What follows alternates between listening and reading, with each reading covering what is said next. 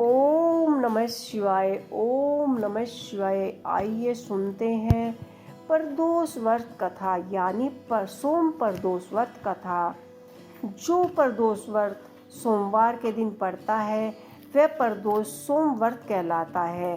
सोमवार को शिव भगवान का दिन माना जाता है, अतः इस दिन प्रदोष व्रत होने से उसकी महानता और अधिक बढ़ जाती है।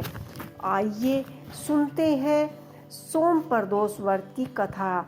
एक नगर में एक ब्राह्मणी रहती थी। उसके पति का स्वर्गवास हो गया था। उसका अब कोई आश्रयदाता नहीं था, इसलिए प्रातः होते ही वह अपने पुत्र के साथ भीख मांगने निकल पड़ती थी। भिक्षाटन से ही वह स्वयं व अपने पुत्र का पेट पालती थी। एक दिन ब्राह्मणी घर लौटकर आ रही थी तो उसे एक लड़का घायल अवस्था में कर्राता हुआ मिला। ब्राह्मणी दयावंश उसे अपने घर ले आई। वह लड़का विदर्भ का राजकुमार था।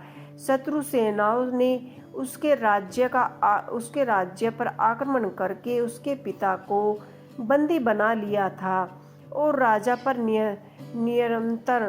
नियंत्रण कर लिया था, इसीलिए वह मारा मारा फिर रहा था। राजकुमार ब्राह्मण पुत्र के साथ ब्राह्मणी के घर रहने लगा। एक दिन अंशुमती नामक एक गर्भवर्धन कन्या ने राजकुमार को देखा और उस पर मोहित हो गई। अगले दिन अंशुमती अपने माता पिता को राजकुमार से मिलवाने लाई। उन्हें भी राजकुमार भा गया। कुछ दिनों बाद अंशुमती के माता पिता को शंकर भगवान जी के स्वप्न में आदेश दिया कि राजकुमार और अंशुमती का विवाह करा दिया जाए। उन्होंने वैसे ही किया। ब्राह्मण प्रदोष व्रत करती थी ब्राह्मणी। उसके व्रत के प्रभाव से गर्भवर्धन राज की सेना की सहायता से राजकुमार विदर्भ से शत्रुओं को खदेड़ दिया और पिता के राज्य को पुनः प्राप्त कर लिया। आनंद पूर्वक वह रहने लगे। राजकुमार ने ब्राह्मण पुत्र को अपना प्रधानमंत्री बना लिया।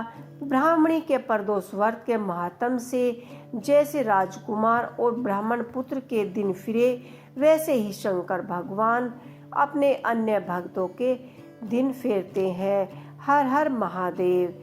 दोस्तों, जो भी भगवान शंकर की पूजा अर्चना करता है, उनके व्रत करता है, प्रदोष व्रत करता है, कथा सुनता है, भगवान उनकी मनोकामनाएं अवश्य ही पूरे करते हैं। तो ये थी प्रदोष व्रत कथा। आपको ये कथा कैसी लगी मुझे कमेंट बॉक्स में लिख के अवश्य ही बताइएगा। ओम नमः शिवाय।